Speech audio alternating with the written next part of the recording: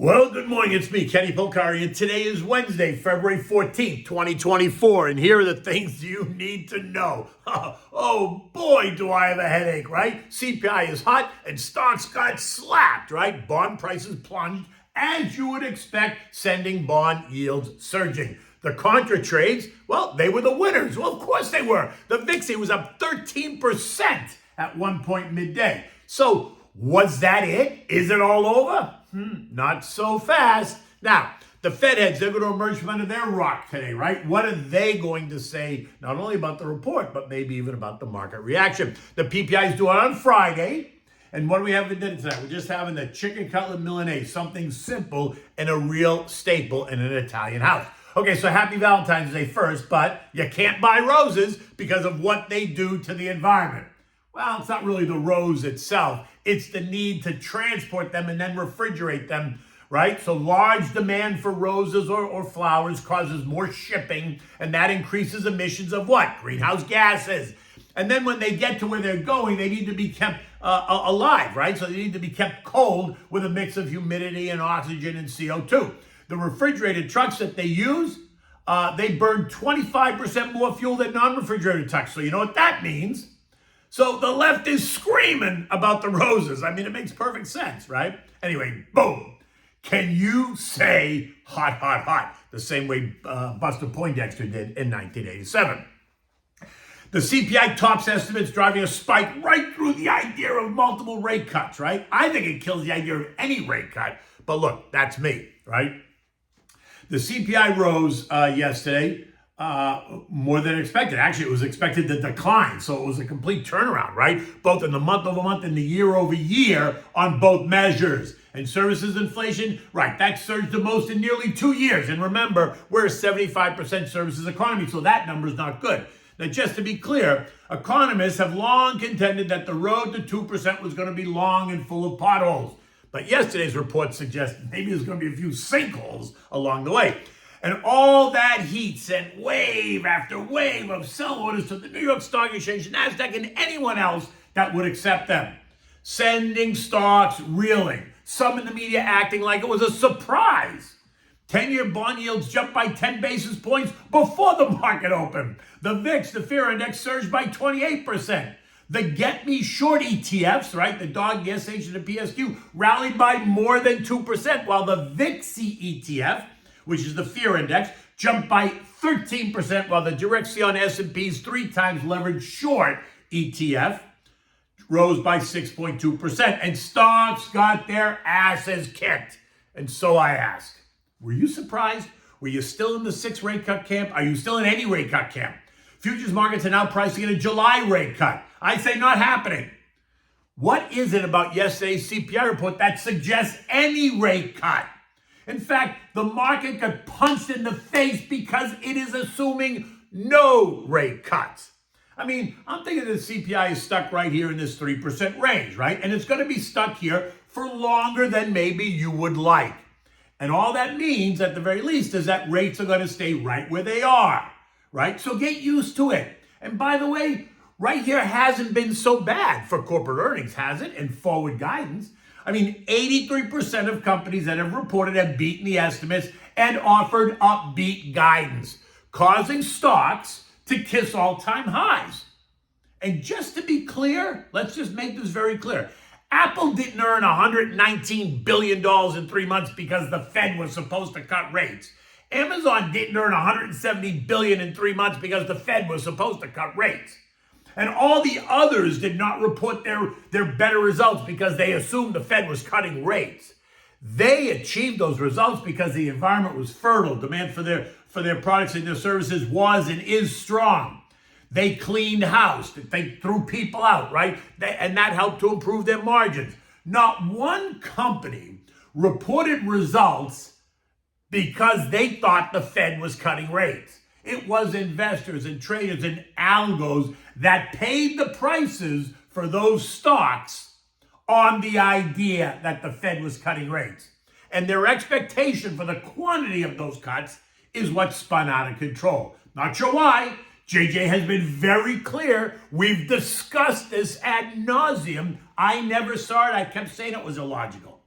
As the morning yesterday turned afternoon, losses accelerated. At 3 p.m., the Dow was down 740 points or 2%. The S&P down 100 points or 2%. The NASDAQ down 380 points or 2.5%. The Russell down 90 points or 4.3%. The transports lost 530 or 3.2. But by 4 o'clock, the losses had improved, right? They rallied back. The Dow ended the day only down 525 or 1.3%. The S&P down 80 points or 1.6. The NASDAQ lost 285 or 1.8. The Russell, though, remained lower, down 4.3%, and the transports lost 425 points or down 2.5%.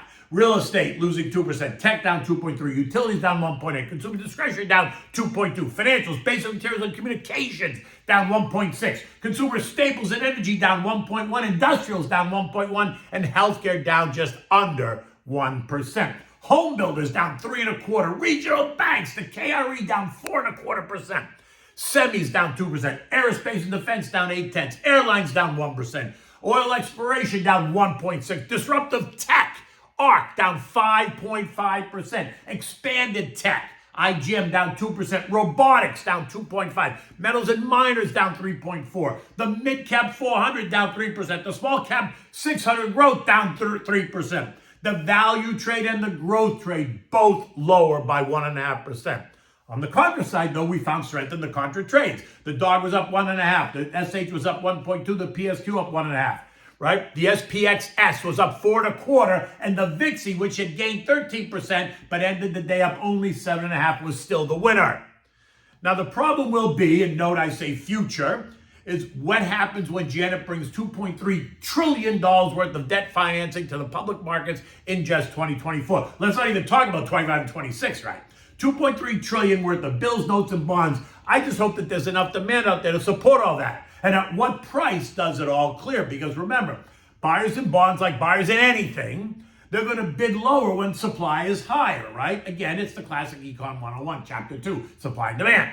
And when bonds trade at lower prices, it sends yields higher. And higher yields will cause investors to rethink where they're going to allocate some dollars. And that could take a toll on equities. Kavish? No, it's just food for thought. I'm not saying it's going to happen, but you have to understand what the implications are.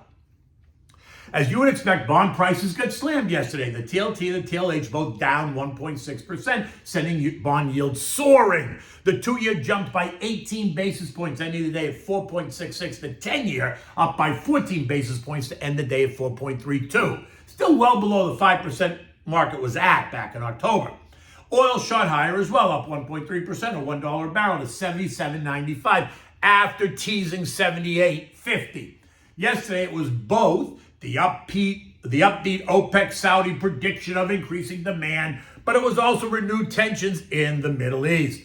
The Houthis, they fired 2 missiles at an Iran-bound cargo ship, just reminding us that the conflict is not over, as they continue to target ships with ties to the U.S., Britain, and Israel. Oil is now trading above all 3 trend lines and appears to want to test $80 any day now. At 5:30 this morning, oil's trading at $78. Gold, which had been trapped in this 2030, 2050 trading range that we talked about, is no longer trapped. Yesterday, I told you that traders would try to handicap the Fed's next move after they learned what the CPI report said. A cut in rates would weaken the dollar, and that would cause gold to rise. But a hold or a rise in rates will strengthen the dollar, and that will cause gold to decline. And did you see what happened? Gold got smashed, right? Because no rate cuts. It lost $30, right, to test the low of 2002. Now it has broken through all 3 trend lines and is most likely could test 1975 before it's over, a level seen last November. This morning it is holding the $2,000 level. And as gold got hit, the dollar rallied, rising 74 cents to end the day at 104.91, blowing right up and through resistance at 104.29. So resistance now becomes support with 106 in the bullseye.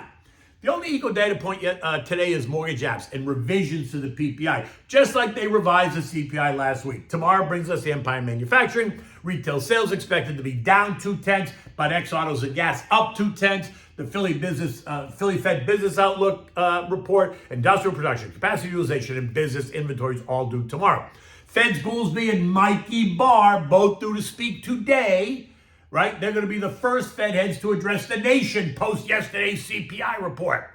I can't wait to hear what they have to say. Now, U.S. futures are rallying this morning in what I think is still a knee-jerk reaction to yesterday's losses. While it seemed dramatic, let's be honest, it wasn't that dramatic. It was more like a slap in the face that you got from your mother when she told you to smarten up. Remember like when you did something really stupid, right? In this case, she reminded you after she slapped you that trees do not grow to the sky. What were you thinking? In any event, at 6 a.m., Dow futures are up 80, S&P's up 18, the Nasdaq's up 100, and the Russell's up 18. Just a note, yesterday it was the Russell and the transports that got 2 black eyes versus just 1. They lost 4% and 2.6% respectively. This versus the negative 1.5% for the others, right? So, while we're going to see lots of bargain hunters, I think, today, I would expect to see more of them in those sectors. But remember, yesterday's losses may not be one and done. So tread lightly. I'm still expecting another 4 to 5% in repricing. Shake the branches a little bit more. Let's see who falls out next, which doesn't mean there are no bargains. It just means I don't think the pullback is over quite yet.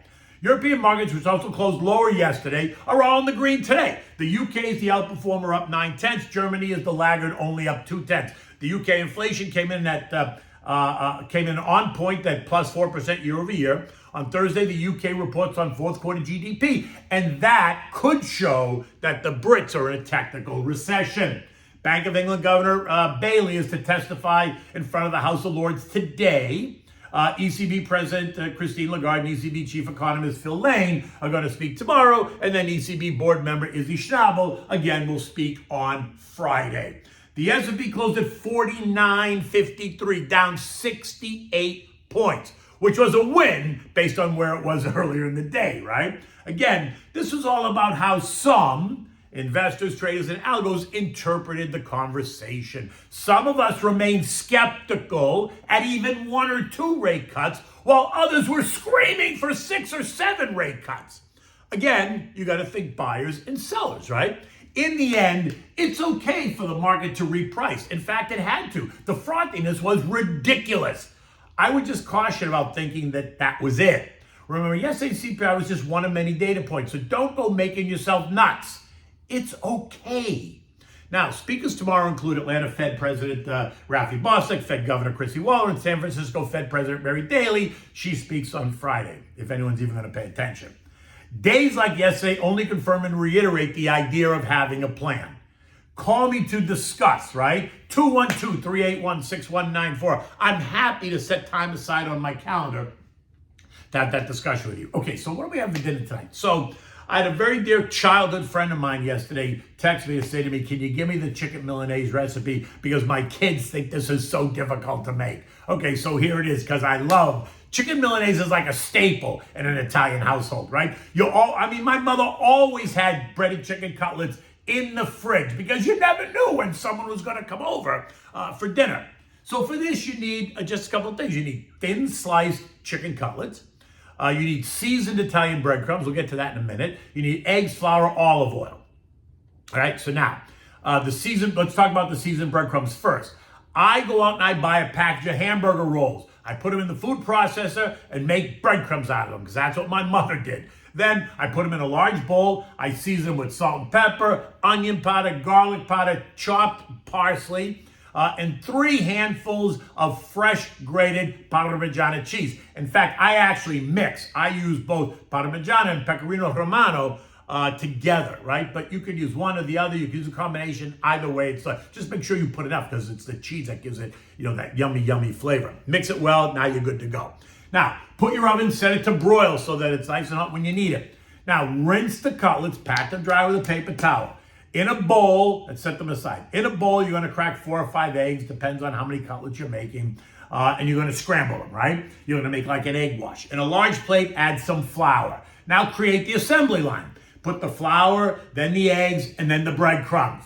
You're going to take the cutlet, you're going to dredge it in the flour, shake it off a little bit, dip it in the egg wash, and then place the cutlet in the breadcrumbs to coat it, right? Use the back of the fork, press the cutlet into the breadcrumbs, put the breadcrumbs on top, flip the cutlet over, whatever.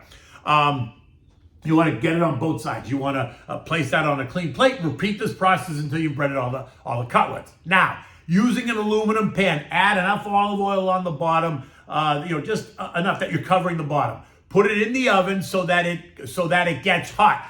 But put it in the second rack from the top, not right up against the heat. And then let it get hot. But watch out because it heats up fast. So do not leave the oven. Now, when the oil's hot, you can take some breadcrumbs, toss it in, and it'll sizzle. When the oil's hot, add the cutlets one at a time. Put it down and flip it over immediately. Fill the pan and then put them under the broiler so they get nice golden brown. Take the pan out, flip them over, put them back under there so the other side gets nice and golden brown. When you're done, remove the cutlets and put them on a plate. Once they cool, you just eat them. Just pick them up and eat them. If you don't finish them, you can put them in the fridge. You can eat them tomorrow. Eat them plain. You can eat them with fried sweet peppers and onions. You can eat them with a mixed green salad. I mean, you can't really screw this up. They're very, very versatile, and they are a staple in an Italian household. Go into any Italian house and open the fridge. You're going to find breaded chicken cutlets in there because that's just what's going to happen. In any event, it's Wednesday, kind of hump day after yesterday. We got a lot of people who are bruised, a lot of people that are excited about what the sell-off created in terms of opportunity. But like I said, go slow because I think there's more to come. And we might get a bounce today, but don't get drawn in again. Just, know what you're buying and know what you're doing and keep your eyes open. In any event, until tomorrow, take good care.